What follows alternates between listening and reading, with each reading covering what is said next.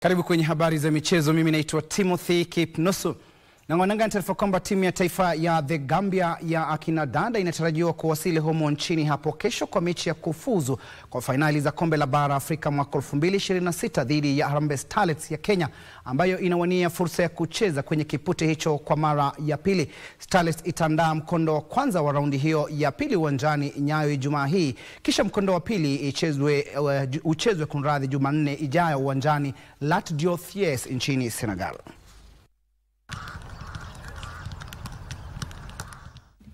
Harambee Starlets imesalia na siku mbili kunoa makali yake kabla ya mechi ya mikondo miwili ya kufuzu kwa fainali za kombe la bara Afrika kwa akina dada dhidi ya The Gambia, na ina imani kuwa mazoezi iliyofanya kufikia sasa itachangia pakubwa ushindi kwenye mkondo wa kwanza Ijumaa hii. Wachezaji wa timu hiyo wakiongozwa na Ruth Ingose na Violet Nanjala wamesema wamejiandaa vyema, huku wakitamani fursa ya kucheza katika fainali za kombe la bara Afrika nchini Morocco mwaka ujao.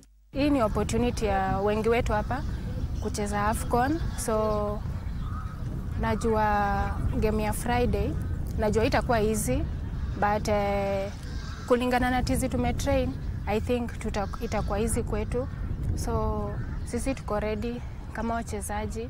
Tuna imani hiyo session yenye tumepewa na coach, na matumani yetu ni kushinda hiyo game ya on Friday, na tuko na morali iko juu, players wanajituma, na we really need these 3 points at home.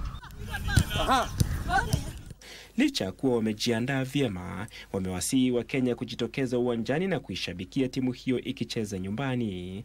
Aidha, Starlets ina lengo la kucheza tena kwenye fainali za kombe la bara Afrika tangu iliposhiriki kwa mara ya kwanza mwaka 2016.